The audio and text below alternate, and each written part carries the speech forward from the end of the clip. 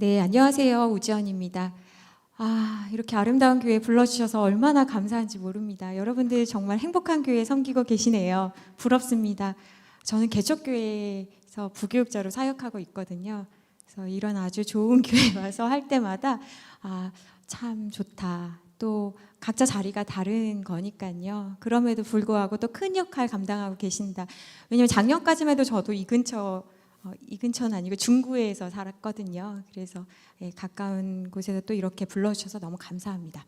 오늘은 아버지에 대해서 좀 이야기 같이 한번 해보려고 하는데요.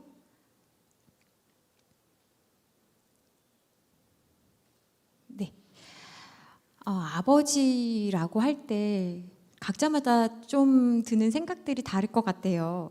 어떤 분들은 내가 아버지로서 정말 잘하고 있나? 또는 내가 너무 늦지 않았나? 이런 생각도 하실 것 같고요. 아버지라는 자리, 또 아버지라는 이름, 위치 참 부담스럽고 힘든 것 같다라는 생각도 드는데요. 오늘은 이런 아버지에 대한 이야기를 같이 해보려고 합니다. 네. 왜 아버지일까라고 생각할 때요. 여러분, 아이 눈에 비친 아버지는요.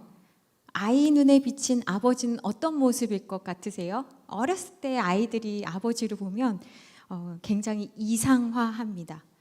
이상화한다는 게 어려운 말이 아니고요. 아이가 아버지를 봤을 때 무엇이든지 아버지는 다 할 수 있을 것 같고, 그리고 우리 아버지는 최고로 멋지고, 그리고 옷도 잘 입고 능력도 있고 힘도 세고 막 이렇게 생각을 하고 있는 거예요. 근데 제가 아이를 키우면서 저희 아이도 마찬가지로 남편을 볼 때, 그러니까 제 입장에서는 남편이고 아이 입장에서는 아버지죠. 아버지를 볼 때 우리 아빠는 양복 입고 딱 교회 가면 너무 멋있다 그러고 막 이러는 거예요. 그럼 제가 볼 때 객관적이지 않다 그런 생각을 종종 할 때가 있는데, 아이 입장에서는 아버지를 보면서 멋있다고 할 때 어떤 느낌이냐면 아버지를 보면서 자기를 보는 거예요. 마치 거울을 보듯이. 그러니까 아버지에 대해 만족스러우면 어린아이일수록 자기에 대해서 굉장히 만족스러운 거죠.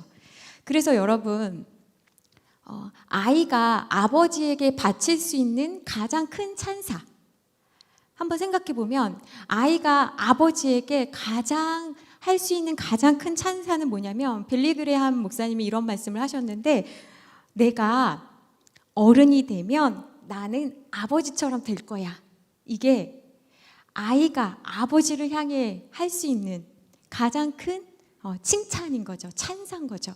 딸들은 이런 이야기 가끔 하죠. 나는 아버지 같은 사람이랑 결혼할 거야. 이런 이야기들, 때때로 어렸을 적에 그런 이야기들을 합니다. 그러니까 어릴수록요, 아이들은 아버지와 내가 하나인 거예요. 그래서 아버지가 멋있고, 아버지가 뭐 아무것도 아니지만 음료수 뚜껑이라도 따면 아빠 대단하다 그러고, 뭐 전기라도 고치는 거 보면 가서 또 신기하게 보고 그런다라는 거죠. 그런데 점점 자라면서 아이는 무슨 생각을 하냐면, 아버지가 슈퍼맨이 아니고 나랑 같이 놀아준 그냥 평범한 아빠였구나라는 사실을 아이는 커가면서 알게 되는 거예요. 이게 자연스러운 현상입니다.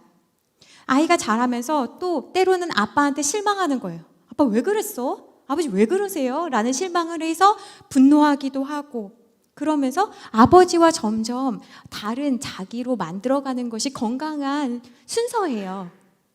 어렸을 적에는 하나였지만 자라면서는 점점 달라지면서 자기가 생기는 거거든요. 그런데 만약에 아이가 성장한다는 것은 그렇게 아버지에게 반항도 하고, 아버지 말씀하시면 옛날에는 알겠습니다 했던 사람이 이제는 거절도 하고, 그렇게 하면서 자기를 만들어가는 건데, 만약에 아버지가 그걸 하지 못하게 만든다면 아이는 어떤 모습이 될까요? 만약에 아이가 아버지의 의견을 거절을 하고 나의 꿈과 내가 하고자 하는 것들을 만들어가는 과정인데, 아버지가 그걸 하지 못하게 하면 아이는요, 내가 틀렸구나 라는 생각을 하게 되고 자꾸 억누르게 되는 거예요. 그래서 아버지 앞에서 말을 하려고 하지 않고 아버지랑 같이 있는 거를 불편하게 생각을 합니다. 그러면서 아버지랑 관계가 안 좋은 것에 대해서 죄책감이 생기는 것입니다. 그래서 어떤 아이들은요, 아버지가 무서우면요, 어떤 생각을 하고 있냐면 혼나지 않는 것을 인생의 목표로 삼고 있는 친구들도 있습니다. 그러니까 무서워서 반항은 하지 못하지만 속으로는 아버지를 떠날 생각을 하고 있는 거예요. 그래서 오늘 왜 아버지일까라는 생각을 우리가 다시 한번 해보면서 어떤 아버지가 부정적인 영향을 미칠까라는 것을 한번 생각해보고, 그러면 어떻게 하면 우리가 긍정적인 영향을 미칠 수 있을까를 오늘 순서대로 한번 이야기를 해보려고 합니다. 첫 번째는 어떤 아버지가 부정적인 영향을 미치냐라고 할 때 첫 번째가요, 부재형 아버지예요. 부재형 아버지는 어떤 뜻입니까? 아버지가 물리적으로 자녀와 가족들과 함께 있지 않은 경우예요. 바빠서일 수도 있고요. 그리고 돌아가신 경우도 있을 수 있고요. 또 병원에 가 계실 수도 있고요. 또 외국에 출타 중일 수도 있고요. 이렇게 물리적으로, 또 때로는 정서적으로 분리되어 있을 수도 있어요. 부재 중일 수도 있어요. 정서적으로 아버지가 부재 중이라는 건 뭐예요? 자기중심적이고, 그래서 자녀에게 관심이 없는 거죠. 그리고 자기가 하고 있는 일, 중요하게 생각하는 것에만 몰입하고 있을 때 부재 중이라고 합니다. 그런데 문제는요, 연구에 따르면 모든 노숙자들 그리고 가출한 사람들의 90%가 아버지가 없는 가정에서 나왔다고 합니다. 이는 일반 가정의 32배의 높은 치수예요. 그리고 행동장애를 보이는 어린이의 85%가 아버지가 부재한 경우라고 합니다.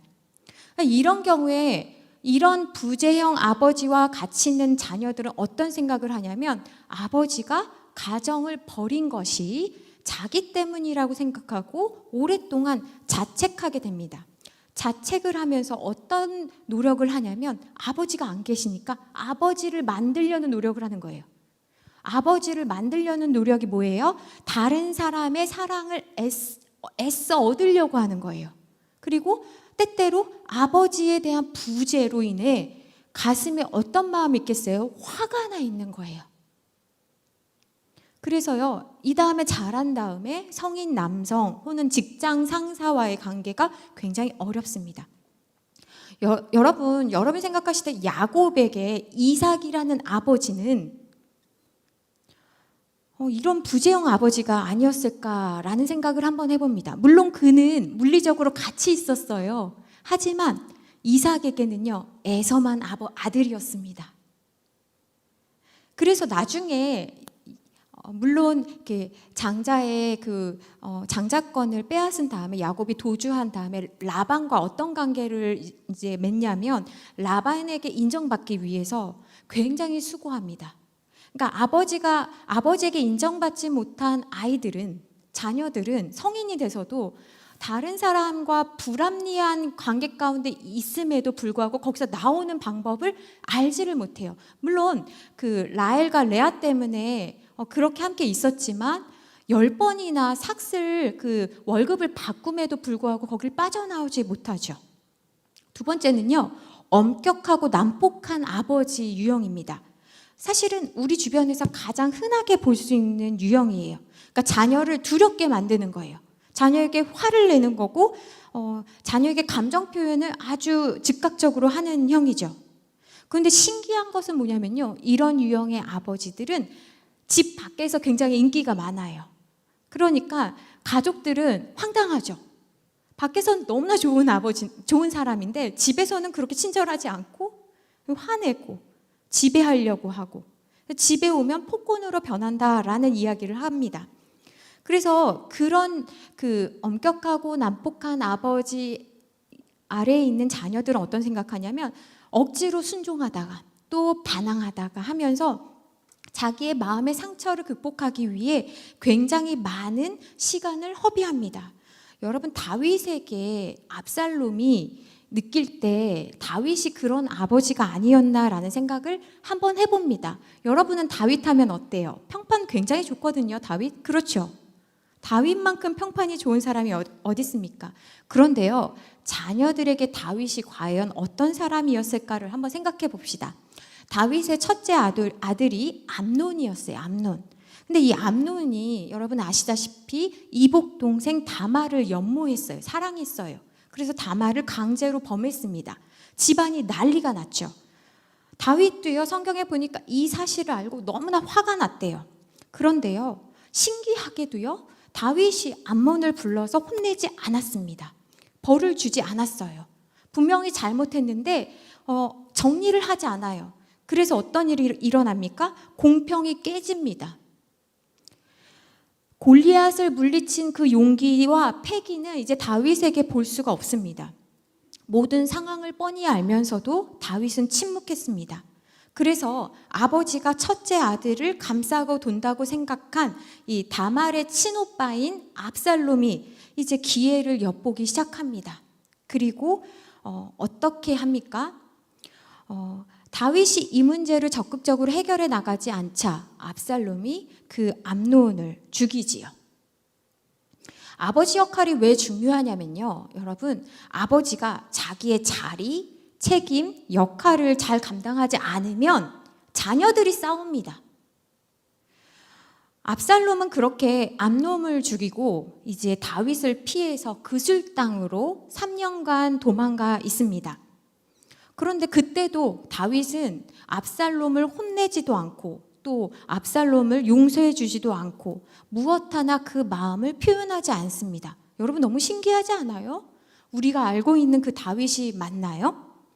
그러니까 이 압살롬은 아마 그 구슬 땅에서 아버지에게 용서받지도 못하고 자기가 형을 죽였다라는 죄책감에 아마 괴로운 시간을 보냈을 것입니다.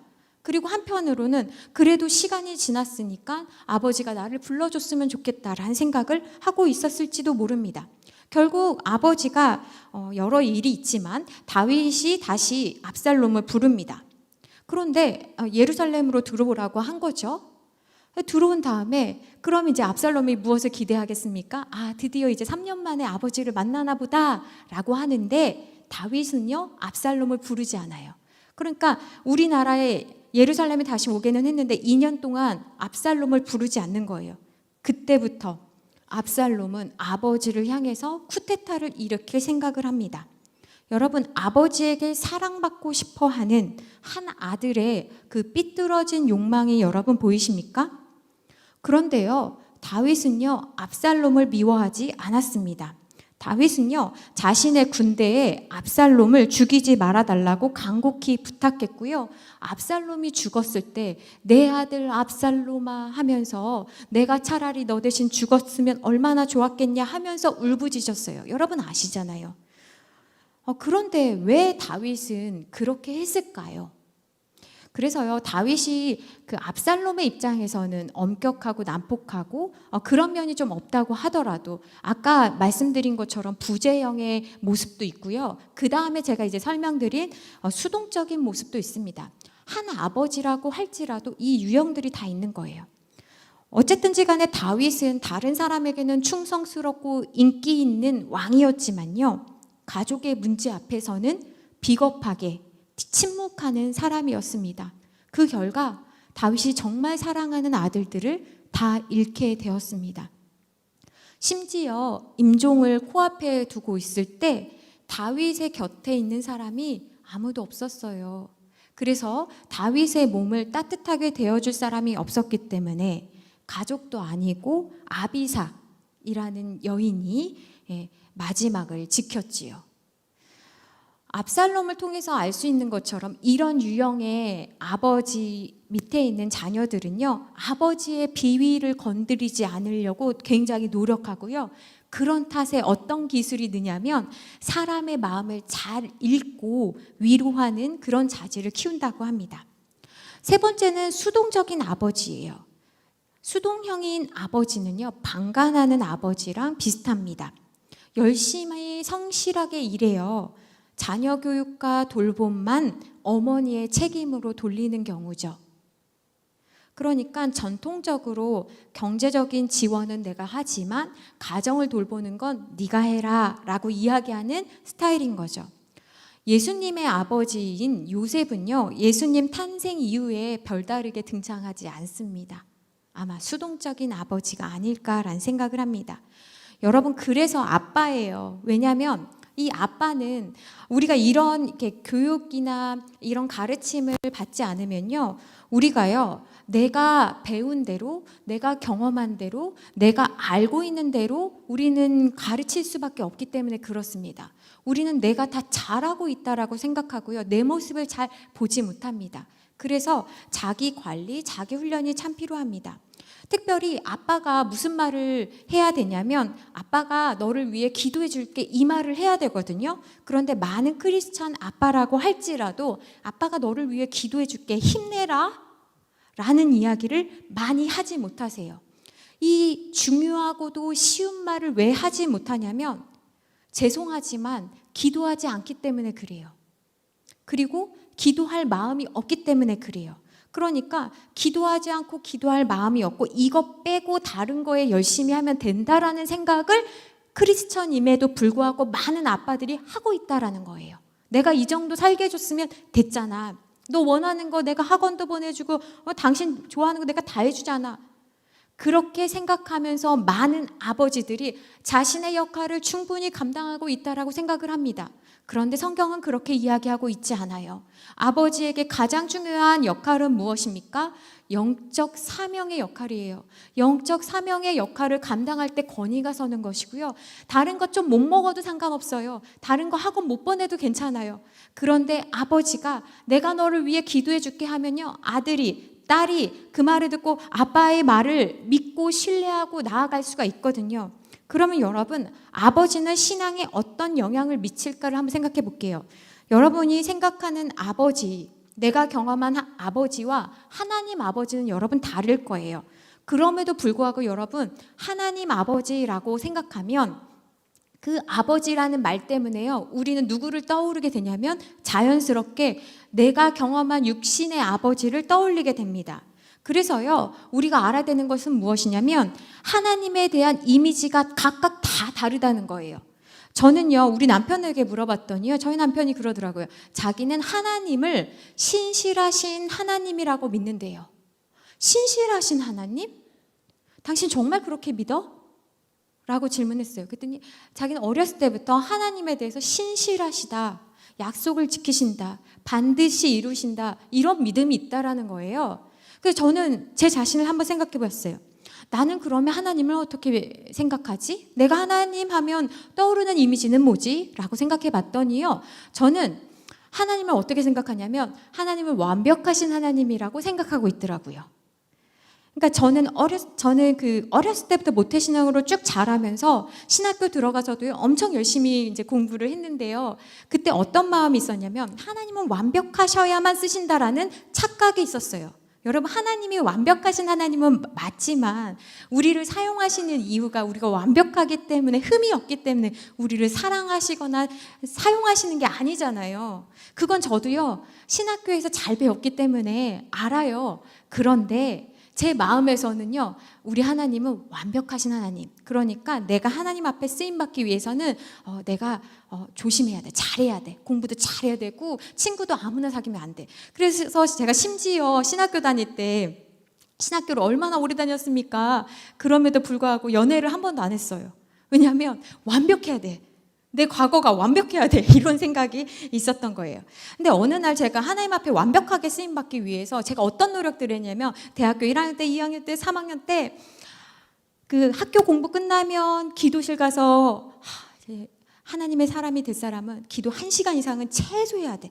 그래서 1시간을 막 채우고 도서관에서 공부하고 맨날 이렇게 새벽 기도하고 학교, 교회, 집 이렇게 서클을 하니까요, 나중에는요 공부할 시간도 별로 없는데 너무 지치는 거예요. 그래서 대학교 3학년 때 제가 공부하다가 막 울면서 그랬어요. 하나님, 나 이제 못하겠어요. 나 이제 그만할래요. 근데 여러분 한번 생각해 보세요. 하나님이 저에게 너 그렇게 안 하면 너 못 쓴다 라고 하셨나요? 안 그러셨거든요. 근데 물론 그때 제가 학교 다닐 때 어떤 목사님들이 그런 말씀 하셨었어요. 하나님이 너를 쓰려고 하는데, 여러분을 쓰시려고 하는데 쓸 게 있어야지 쓰지, 그러니까 많이 준비해라, 뭐 이런 말씀들 많이 하셨어요. 그때 저는 그래, 인격도 중요하고 또 지식도 중요하고 이것도 중요하고 이것도 중요하고 이런 생각을 했는데요. 그러니까 제가 하나님에 대해서 생각하는 이미지는 뭐였냐면 야곱의 사다리와 같은 이미지였어요. 실제로 야곱의 사다리는 아니지만 저는 어떤 느낌이었냐면 내가 이제 하나님 만나려고 올라가잖아요. 그러면 이제 됐다. 이제 나는 괜찮아. 다 했나 봐. 라고 생각하잖아요. 그러면 하늘에서 또 사다리가 쭉 내려와요. 그럼 또 올라가요. 그럼 또 쭉 내려가요. 그래서 제가 대학교 3학년 때 무슨 생각이냐면 나 이제 더 이상 안 할래요, 하나님. 못 하겠어요. 하고 엉엉 울었다라는 거예요. 그런데 생각해 봤더니 왜 내가 그런 하나님에 대한 지식이 아니고 내 마음에 그런 이미지를 가졌을까 생각했더니 저희 아버지가 떠올랐어요. 저희 아버지가 장점이 많으심에도 불구하고 저에게 가끔 해주시는 말씀이 저의 가슴에 어렸을 적부터 남았던 거죠. 저희 아버지의 칭찬을 받으려면 굉장히 잘해야 됐어요. 이 정도면 다른 집 가서 엄청 칭찬받는 일인데 예를 들면 뭐 반장이 됐든 뭐 정교 회장이 됐든 뭐 이런 거 하면 집에서 되게 칭찬받고 옛날엔 그럴 수 있잖아요. 그런데 우리 집에서는 대수롭지 않은 일이었어요. 그러니까 어느 정도를 해야지 내가 칭찬을 받지라는 마음이 항상 있었던 것 같아요. 여러분 제가 지금 무슨 말씀을 드리냐면요. 내가 경험한 아버지가 단점만 있는 게 아니에요. 그럼에도 불구하고 우리는 하나님 아버지를 생각할 때 내 육신의 아버지를 통과해서 하나님을 본다고요. 그렇기 때문에 내 육신의 아버지가 너무나 중요한 거예요. 그럼 우리 아버지가 저에게 그런 신앙을 갖게 해주시려고 그렇게 하신 게 아니었잖아요. 그럼에도 불구하고 어린 저는 아버지를 통해서 하나님을 만날 수밖에 없기 때문에 아버지에게 칭찬받지 못했던 것을 하나님을 향해서도 하나님께 칭찬받으려면 하나님께 쓰임받으려면 난 1등이 돼야 돼. 난 최고가 돼야 돼. 나는 흠이 없어야 돼. 이런 생각을 할 수밖에 없었다라는 거예요. 자, 그럼 한번 생각해 보세요. 하나님이 저에게 그렇게 요구하신 것도 아니고 하나님이 저에게 그런 이미지를 주시지도 않았음에도 불구하고 저는 무언가 일이 잘 되지 않거나 내가 최선을 다했는데도 나에게 기회가 돌아오지 않거나 그러면요. 저는 어떻게 할까요? 하나님을 원망하게 되죠. 근데 그 원망은 어떤 원망인가요? 내가 만든 이미지에 대한 원망이라는 거예요. 여러분 이해가 되시죠? 그래서요, 제가 시간이 없어서 여러분들에게 여쭤보지 못하지만 각 사람마다 다 하나님에 대한 이미지가 다를 거예요. 그리고 그 이미지는 하나님을 어떻게 알고 믿고 있는지에 대한 생각들은, 그림들은 여러분의 아버지를 통해서 얻은 그림일 확률이 굉장히 높다라는 말씀을 드리고 싶어요. 그래서 여러분, 신앙이라는 것은 무엇인가? 예수님을 잘 믿는다는 것은 무엇인가? 사이가 좋은 것을 의미합니다. 하나님과 내가 괜찮은 사이가 되는 것, 배우자와 내가 괜찮은 사이가 되는 것, 자녀들과 괜찮은 사이가 되는 것을 의미합니다. 그런 사람이 예수님을 잘 믿는 사람인 거예요. 폴 비츠라는 사람이요, 아버지가 자녀에게 미치는 영향력은 절대적이다라고 하면서요, 어떤 사람이 무신론자가 되느냐 이걸 연구했습니다. 그런데요, 아까 말씀드린 것처럼 어떤 사람이 무신론자가 되냐면요, 아버지에 대해 이성적인 생각이 아니라, 아버지에 대한 지식적인 생각이 아니라, 아버지에 대해 심리적인 차원 때문에, 그러니까 쉽게 말하면 아버지에 대한 감정, 아버지에 대한 느낌, 아버지에 대한 마음 때문에요, 자녀들이 신앙을 떠나거나 무신론을 갖게 된다라는 거예요. 너무 중요하지 않아요, 여러분? 나는 교회 데려와서 지식 가르쳐주면 된다라고 생각했는데 폴 비츠 박사가 어떤 결과를 냈다고요? 그걸로 아니라는 거예요. 우리는 하나님 말씀 들으면 되겠지라고 생각하는데 그게 아니라 아버지에 대한 이성적인 거, 하나님에 대한 이성적인 게 아니라 여러분과 관계가 좋으면 하나님께 떠나갔던 아이들도 돌아온다라는 거예요. 그래서 우리 오늘 이 시간이 너무나 중요한 거예요. 여러분, 제가 아까 전에 말씀드렸잖아요. 우리가 지식적으로 얼마나 많이 하나님에 대해서 배웠습니까? 알고 있습니까? 술술술 말하지는 못하더라도 적어도 하나님이 어떤 분이라는 것은 알고 있잖아요. 그런데요, 아이들은요, 내가 하나님에 대해서 야, 하나님은 정말 천지를 창조하시고 이렇게 설명해 준다고 하나님을 믿는 게 아니라는 거예요. 그래서요, 하나님에 대해서 아무리 잘 배우고 집에 돌아가도 왜 얘가 신앙이 안 자라요? 가정 안에서의 관계 때문에 안 자란다라는 거예요. 이것이 오늘 굉장히 중요합니다. 부모님에 대한 감정이 안 좋으면요, 하나님에 대해 갖게 되는 감정이 안 좋아진다라는 거예요. 그래서 여러분, 교회 가려는 이유도 사람 때문이고요, 교회 안 가는 이유도요, 사람 때문이잖아요. 여러분 아시잖아요. 그래서 우리가 이것을 기억해야 합니다. 여러분 아시다시피 프로이트 아시잖아요? 프로이트가 하나님에 대해서 신앙을 가진 사람들, 종교에 대해서 뭐라고 이야기했습니까? 인간이 약해서 무의식적인 욕망을 투사해서 만든 가짜다라고 이야기했잖아요. 신이라는 존재를 그렇게 이야기를 했거든요. 그러면 프로이트는 왜 신을 가짜다, 허상이다 라고 이야기를 했냐? 프로이트 아버지가 유대인이잖아요. 그런데 아버지가 살아 계실 때 아버지랑 프로이트가 이렇게 길을 가고 있는데요, 당시 반유대적인 사상이 있었대요. 그러니까 유대인들 보면 막 이렇게 무시하고 막 건들고 막 그렇게 한 거죠. 어느 날 이렇게 길을 가고 있는데, 아버지랑 길을 가고 있는데 어떤 사람이 모자를 툭 치면서 떨어뜨린 거예요. 아버지 모자를 툭 떨어뜨리면서 이 더러운 유대인 놈, 이렇게 얘기를 한 거예요. 그러니까 어린 이 프로이트가 화가 나는 거예요. 아버지가 뭐라고 한번 이야기를 해주면 좋겠다, 이런 생각을 한 거죠. 너 왜 그러냐? 당신 그러면 안 된다, 이런 이야기를 해줬으면 좋겠다라고 생각했어요. 그런데 아버지가 아무런 반응을 보이지 않고 모자를 그냥 땅에 떨어진 거를 툭툭툭 털어가지고 그냥 쓴 거예요. 그래서 나이가 들면서 생각해보면 그럴 수 있거든요. 그렇죠. 이상한 사람은 말 안 하는 거잖아요. 그냥 그럴 수 있잖아요. 근데 이 어린 프로이트는 그걸 보면서 무슨 생각했냐면, 아버지가 약하다. 아버지가 약해서 저렇게 무시를 당하는구나. 아버지가 그렇게 하나님을 믿더니 하나님도 약하구나. 그래서 자기가 오히려 내가 나중에 어른이 되면 나는 강한 남자가 될 거야. 그래서 그때 느꼈던 그 분노, 수치심, 굴욕감을 기억한 거예요. 그래서 프로이트의 이론에 보면 남성에 대한 강함 되게 중요하게 생각하잖아요. 여러분, 그 비츠가 아까 전에 또 어떤 말을 했냐면, 아이들이요, 아버지에 대해서 실망할 때, 아이들 실망할 수 있거든요. 그런데 그 실망이 넘어서서 아버지를 미워하게 될 때, 혹은 아버지의 말을 믿을 수 없게 될 때 무신론자가 된대요. 어떻게 무신론자를 만드느냐? 아버지에 대한 분노, 아버지에 대한 실망, 이것이 신에 대한 부정으로 이어진다라는 거예요. 그러니까 하나님께서 아버지의 권위를 높여주신 이유는 여러분 이런 이유 때문인 거예요. 아버지가 왜 중요합니까? 아버지는 하나님 아버지를 대표하기 때문에. 내가 싫은데요? 라고 해도 상관없어요. 그 자리가 그만큼 중요한 자리인 거예요. 그러니까 아버지가 질병이든 사건이든 또는 배우자와의 관계가 안 좋아서 멀어졌든지 간에 자녀는 그걸 어떻게 해석해요? 아버지가 우리를 버리고 갔구나. 아버지에 대한 배신감과 거절감을 가지고 하나님에 대해 불신하게 된다라는 거예요. 여러분, 우리는 모두 결함이 있어요.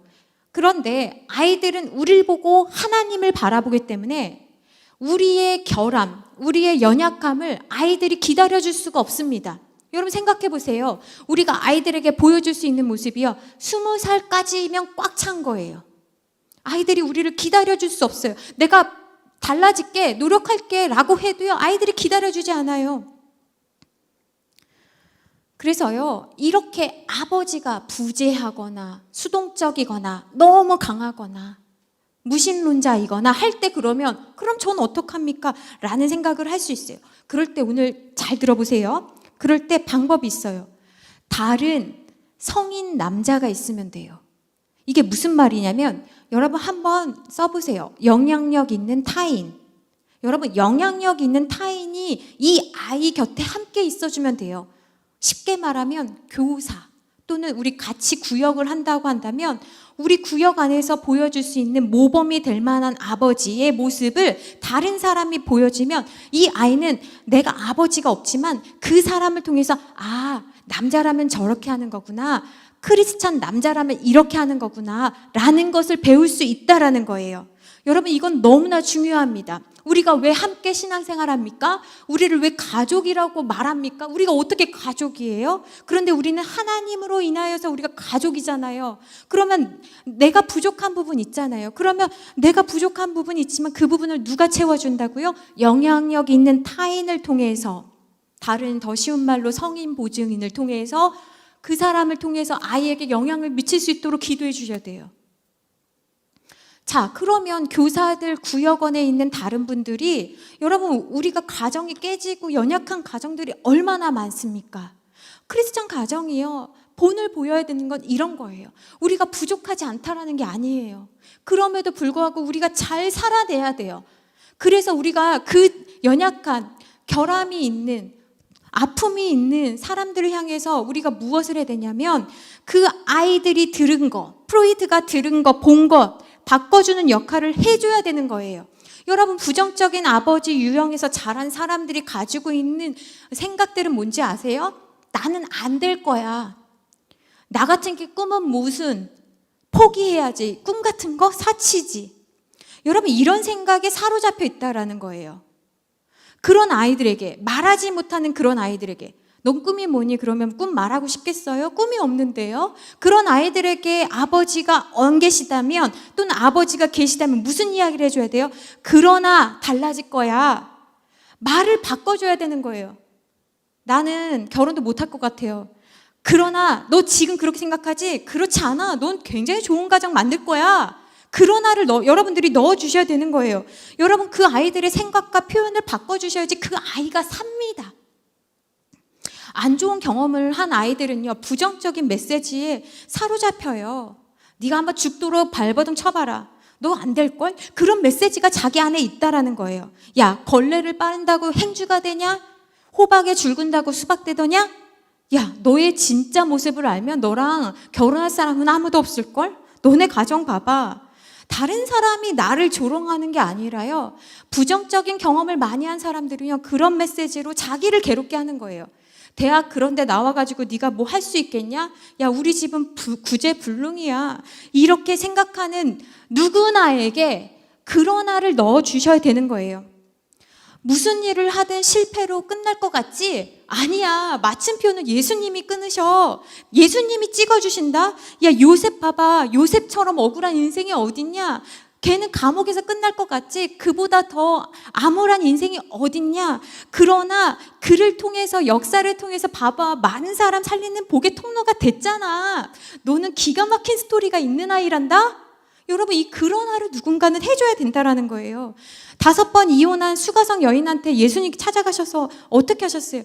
그러나로 바꿔주셨잖아요. 그러니까 예수님 만나니까 이 여인이 어떻게 했어요? 그 마을에 첫 번째 찾아간 선교사가 된 거잖아요. 그렇죠. 마을에 들어가서 내가 예수님 만났다고 부끄러움도 모르고 내가 남자 만났다는 거 아니에요. 또 사람들이 얼마나 또 막 이렇게 이야기했겠어요? 근데 내가 진짜 예수님 만났다라고 이야기하는 거 아니겠습니까? 베드로는 입만 열면요, 자기가 지키지도 못할 말 얼마나 많이 했어요.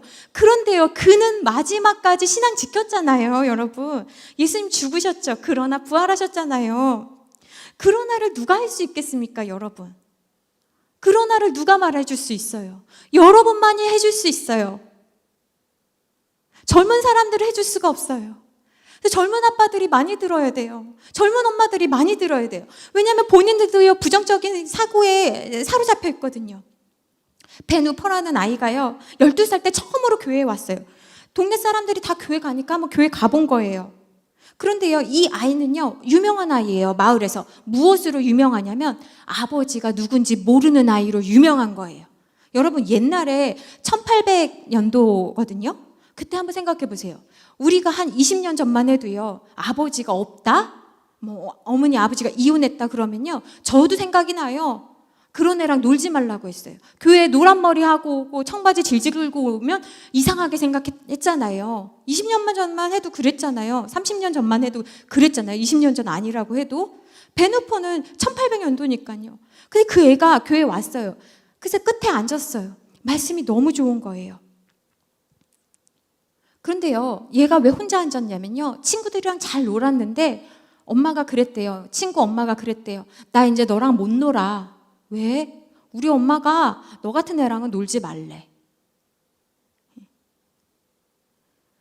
충격을 받은 거예요. 아빠가 없는 것도 너무 서러운데 친구들도 아무도 놀지 말래. 내가 왜? 내가 뭘 잘못했다고? 그냥 놀 아이가 없어서 왜 다 교회를 가지? 교회는 어떤 곳인데? 하고 갔는데 말씀이 너무 잘 들리는 거예요. 여러분, 제가 이렇게 앞에 있지만요, 여러분 마스크 다 쓰셨지만요, 목사님들 아실 거예요. 어떤 분이 잘 듣는지 어떤 분이 딴 생각하는지 잘 알거든요. 그날 베누포가 왔을 때 그날 젊은 목사님도 베누포가 말씀을 쏙쏙 잘 듣고 있다는 걸 알았어요. 그래서 끝나고 이제 인사할 때 베누포 칭찬해주고 싶은 거예요. 그래서 이 아이한테 너 아빠 누구니? 우리 가끔 교회에서 이제 신앙생활 잘하는 아이 보면 어디 뭐 중직자 아들 또는 딸일 것 같아서 우리 생각할 때 아버지가 누구시니? 할아버지 누구시니? 뭐 이렇게 질문을 하잖아요. 그러니까 그때도 그렇게 한 거죠. 아버지가 누구시니? 이렇게 이야기를 한 거죠. 그러니까요, 순간 동네 사람들은 다 알고 있었거든요. 아버지가 누군지 모르는 아이인데 얘가 어떻게 대답을 하나? 얘는 말을 못하죠.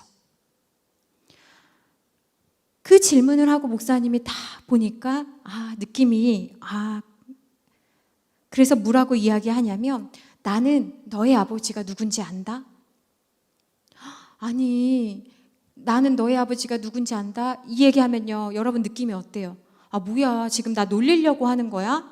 아니면 내 비밀을 알게 됐군, 이렇게 실망하시겠어요? 우리 그럴 수 있거든요. 그런데 목사님께서 뭐라고 하셨냐면, 그 다음으로 뭐라고 하시냐면, 너의 아버지는 하나님 아버지셔. 얘가 놀랐어요. 네? 제 아버지가 하나님 아버지시라고요? 너의 아버지는 하나님 아버지시다. 이 아이가요, 그 이야기를 듣고요, 가슴이요 부풀어 오른 거예요. 여러분, 영혼이 살아나는 말을 들으면 가슴이 뜨뜻해지는 거 아시죠? 얘 마음이요 벅차오르는 거예요. 아까 그 하나님이 내 아버지가 되신다고? 나는 평생 자라면서 내 아버지가 누군지 한 번도 듣지 못했는데.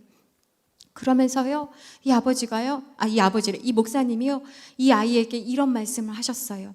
너 이제부터는 하나님의 자녀답게 살아라. 이 아이가요, 그날 교회 처음 왔는데요, 그 한마디를요 가슴에 깊이 새기고요, 자기의 자서전에 뭐라고 썼냐면요, 아주 유명한 한마디를 남기는데 뭐라고 했냐면, 내가 하나님의 아들이라는 말을 듣던 바로 그날 테네시 주의 주지사가 탄생했다. 여러분, 제가요 고등학교 때 친구를 전도해가지고 교회에 데려왔어요. 얘네 집은 가난한 아이였어요. 엄마 아빠 안 다니죠, 당연히. 그런데 저는 저희 할아버지, 저희 어머니, 아버지 다 교회에서 열심히 봉사하신 가정의 딸이기 때문에 제가 가는 곳마다 제 친구 이름을 부르지 않고 지연이 친구 이렇게 부르기 시작했어요. 저에게는 많이 질문하시고 칭찬해 주시는데 얘에게는 별다른 관심이 없으셨어요. 그때 처음 알았어요. 엄마 아빠 없이 교회 다니는 기분이 어떨까라는 걸 처음 알았어요. 힘들겠다. 어느 날 저희 교회는 매년 가족 수련회를 갔거든요. 모든 그 전 연령이 같이 수련회를 가요. 작은 교회니까. 그래서 제가 친구한테 얘기하겠어요. 야, 가족 수련회 가자. 여름에 바닷가 앞에서 하는데 맛있는 것도 많이 먹고 수영도 하고 진짜 재밌어 라고 이야기를 했어요. 친구에게 바다를 보여주고 싶었거든요. 근데 이 친구가 뭐라고 하냐면, 나는 가족이 없잖아. 그래요. 그래서 그때 처음 알았어요. 친구는 그렇게 생각할 수 있구나. 그래서 그날 어머니 아버지께 부탁드렸어요. 엄마, 내가 전도한 미정이 미숙이 있잖아. 수련회 안 가고 싶대. 가족이 없어서. 우리 텐트에 같이 재워주면 안 돼? 엄마 아빠가 챙겨주면 안 돼? 그렇게 해서 저는 처음 알았어요. 부모님 없이 교회에 나오는 아이의 마음을. 여러분은 그러나로 바꿔주신 분이 계시나요? 여러분의 인생에 난 진짜 이게 다 끝일 것 같은데, 난 아무것도 안 될 것 같은데, 누군가 그러나를 외쳐주신 분 계신가요? 이왕이면 그런 분이 아버지시면 얼마나 좋을까요? 그런데 여러분, 우리가 놓치지 말아야 할 또 중요한 한 가지 사실은요, 그러면 아까 말씀드린 것처럼 무신론자가 되는 것은 다 그러면 예수님 안 믿는 아버지 밑에서 무신론자가 되는 것이냐? 아니라고 했지요. 영국의 유명한 정치가인 홉스 아시죠? 토마스 홉스라는 사람은요, 아버지가 영국 성공의 교회의 목사님이셨어요. 그런데 홉스는 안타깝게도 자기가 생각할 때 아버지를 생각하면 아버지에 대해서 배울 게 하나도 없다라고 이야기를 해요. 아버지는 무식하고 급하고 카드놀이에 빠져 있고, 그래서 자기는요, 아버지를 통해서 인격적인 하나님을 만나지 못했다라는 거예요. 그래서 홉스는 어떤 이론을 그 다음에 만듭니까? 합리주의, 경험주의, 쾌락주의, 무신론적인 그런 베이스를 만들잖아요. 키에르케고르는 또 어떨까요? 키에르케고르는 여러분 덴마크의 그 실존주의 철학자잖아요. 7남매 중에 막내였어요. 아버지가 굉장히 나이가 많으셨어요. 그런데 키에르케고르를 기독교적으로 가르칠 때 굉장히 엄하게 가르치셨어요. 그래서 굉장히 마음에 반항심이 있었대요. 왜 저렇게 나를 엄격하게 가르치지? 막 그런 반항이 있었던 거예요. 그런데 나중에 키에르케고르가 20살이 넘은 다음에 알고 봤더니 자기 어머니와 결혼 전에 이미 아이를 갖게 되었다라는 걸 알게 되었어요. 그러니까 자기는 그렇게 살고 나에게는 그렇게 금욕 생활을 막 이렇게 금욕하라고 막 가르쳤으니까 이 사춘기 아들이 화가 난 거예요. 가끔 그럴 때 있잖아요. 내가 경험한 것에 있어서 그게 얼마나 나쁜지 아니까 그렇게 안 했으면 좋겠어서 더 엄격하게 가르칠 때 있잖아요.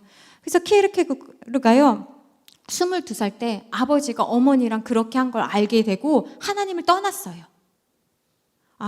아버지가 믿는 그 하나님 가짜네 라는 생각을 하고 떠난 거예요. 그러니까 아버지에 대한 반항하는 마음이, 그래? 아버지가 그렇게 좋다는 하나님 안 믿지 뭐. 그리고 떠난 거예요.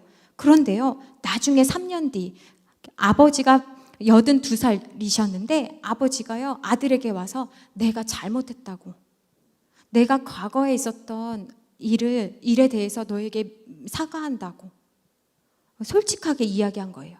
그래서 아버지가 살아계실 때, 자기가 25살에 아버지가 자기에게 미안하다고 이야기했을 때 자기는 아버지를 통해서 용서, 은혜, 이런 것을 다시 배웠다라는 거예요.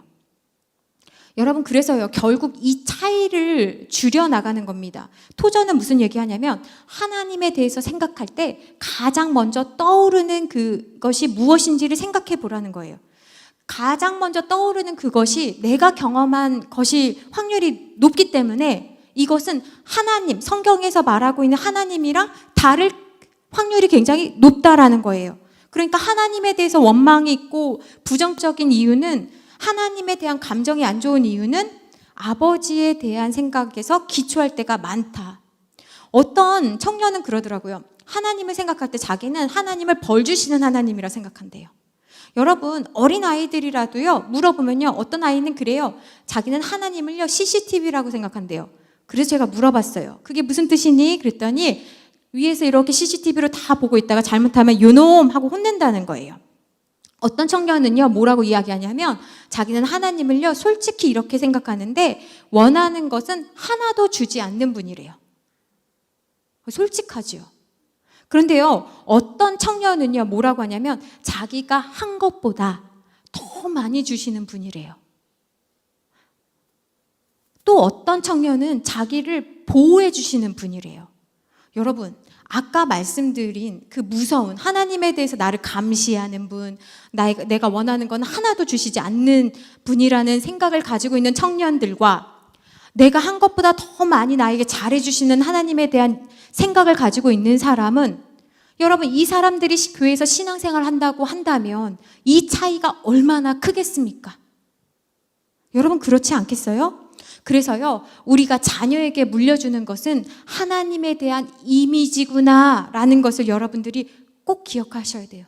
그렇기 때문에 내가 하고 싶은 말도 하지 않고, 내가 그렇게 할 능력이 있어도 그렇게 하지 않는 이유는 나를 통해서 이 아이들이 하나님에 대한 이미지를 만들어 가기 때문에 그렇다.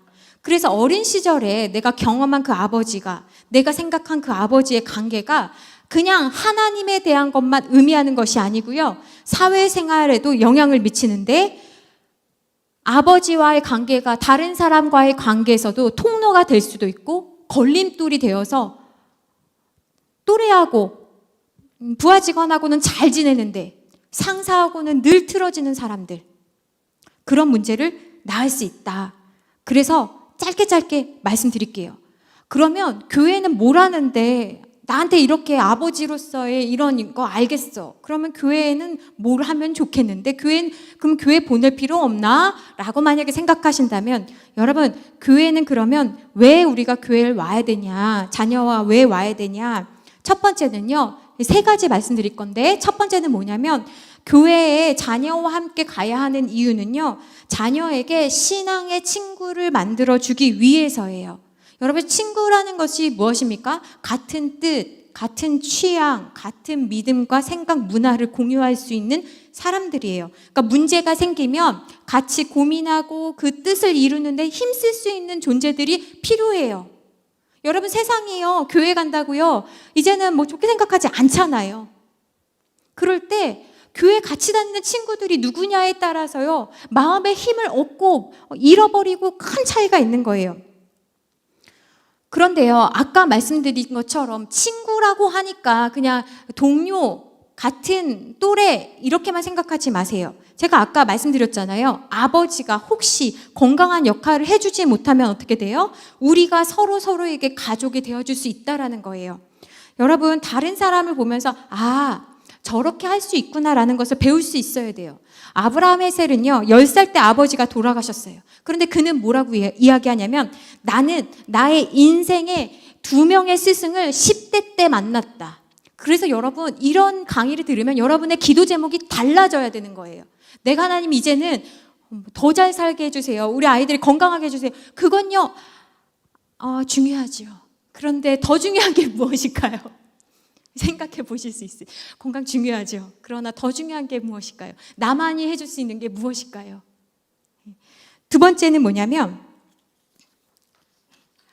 교회에 자녀와 함께 간다라는 것은요, 우리의 정체성을 강화하는데 도움을 줍니다. 그러니까 교회에 간다라고만 이야기를 해도요, 월요일에 그냥 직장 동료들 사이에서 어제 뭐 하셨어요? 그러면 교회 갔다 왔어 라고만 해도요, 다른 사람은 우리를 어떻게 생각합니까? 저 사람은 교회 다니는 사람이구나. 그러니까 내가 어디를 간다라는 것은요, 나됨을, 우리 가족을 설명하는 일인 거예요. 그러니까 내가 교회 갔다 왔다라는 말은 내가 믿는 신앙이 무엇인지를 설명하지 않아도 내가 사람들 앞에서 크리스찬입니다 라는 것을 밝히는 일이에요. 그러니까 주일에 가족이 같이 갈 때 우리가 자녀에게 너는 크리스찬이야, 너는 하나님의 자녀야. 늘 아이들이 그러거든요. 다른 집은 안 하는데 왜 나는? 너는 내 자녀니까, 너는 크리스찬이니까. 아이들이 억울하게 생각하거든요. 주일에 교회에 아침 일찍 올 때 억울하게 생각해요. 교회에 가면 우리는 내가 어떻게 살아야 하는지를 배웁니다. 그래서 우리의 정체성을 강화하기 위해서는요, 여러분, 주일에 교회 갈 때마다 내가 누구인지를 확인받는 건데, 이 정체성을 확인받는다는 건 뭐냐면, 내가 교회 갈 때마다 여러분, 마치 바이올린의 휠을 이렇게 조이는 것처럼 삐뚤어지고 다른 데로 향해 있던 내 마음을요, 조리는 거예요. 줄이는 거예요. 맞추는 거예요. 기준을요. 하나의 말씀에 기준을 맞추는 일이에요. 그래서 우리가 매주 모여서 말씀을 듣고 기도하고 찬양하는 일이 너무나 중요한 거예요. 그런데 많은 경우에 많은 부모님들이요, 많은 아빠들이요, 신앙생활을요, 이벤트 하듯이 하는 경우가 너무나 많습니다. 이벤트가 뭐예요? 여러분, 그 에버랜드나 롯데월드 퍼레이드 가보셨어요? 이벤트 하는 시간이 있어요. 그러면 이벤트 하는 시간에만 가면 돼요. 끝나는 시간이 있어요. 신앙생활에도 그렇게 생각하는 거예요. 그러니까 우리 삶에 하나님이 살아계시고 능력이 있으심에도 불구하고 아무런 역사가 일어나지 않는 것처럼 보이는 거예요. 왜요? 신앙생활을 이벤트처럼 하고 있기 때문에 그런 거죠. 그래서 우리는 늘 때때로 젊은 아빠들 이런 생각합니다. 이번 프로젝트만 끝나면, 이번 공부만 끝나면, 여기 이사만 가면, 이게 바로 이벤트 하듯이 믿는 사람의 생각입니다. 여러분, 신앙생활은요, 삶이에요. 중심이에요. 이게 너무나 중요해요. 여러분, 다른 거 다 하고 이거 마지막에 하면 삐뚤어져요. 여러분, 단추 이렇게 옷 입으실 때 하나 삐뚤어지면 삐뚤어지잖아요. 마찬가지예요. 제일 먼저 해야 되는 가장 중요한 것이 무엇입니까?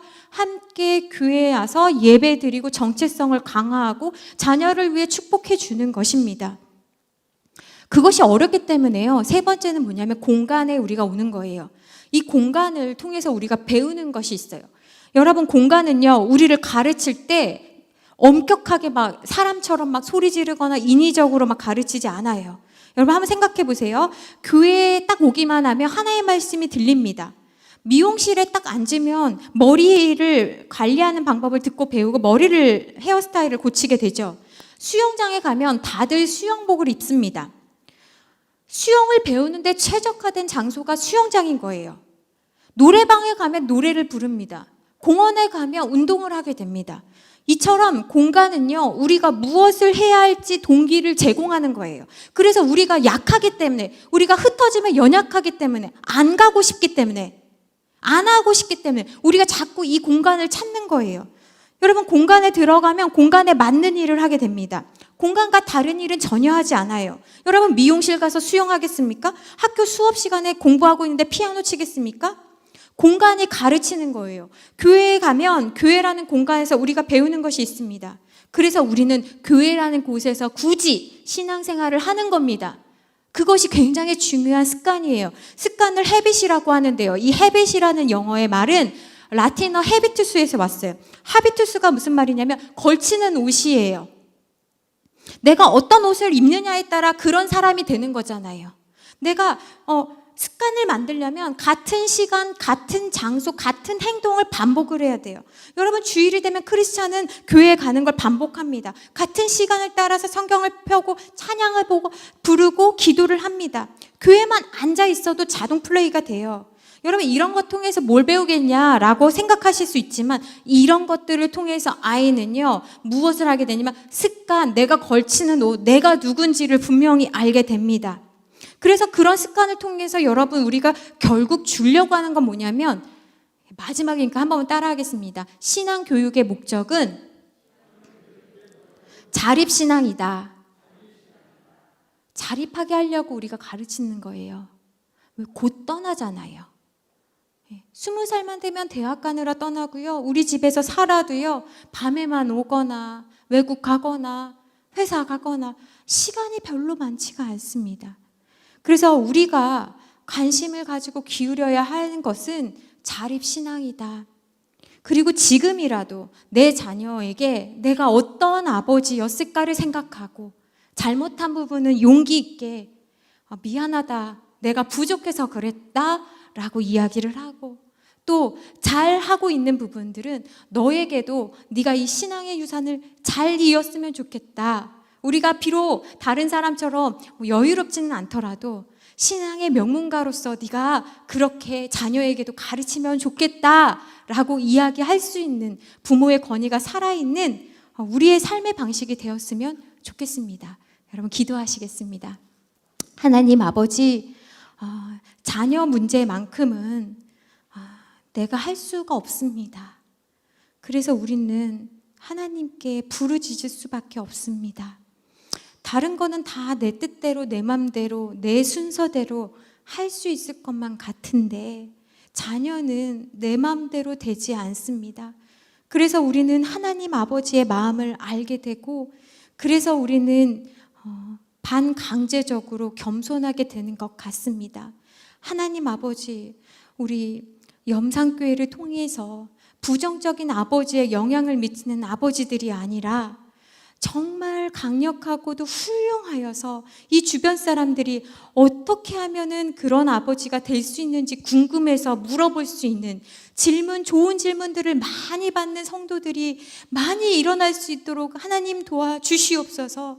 가정의 가치를 훼손하고 가정을 깨트리려고 하는 악한 사탄이 너무나 활기를 치고 있는데, 주님, 우리 염산교회 가정마다 하나님께서 지켜주셔서 권위가 있는 아버지 되게 하시고 기도해 줄 수 있는 아버지 되게 하여 주시고 영적인 사명을 잘 감당하는 이 땅에 정말 믿음으로 살아가는 아버지들 될 수 있도록 하나님 도와주시옵소서. 예수님의 이름으로 기도합니다. 아멘.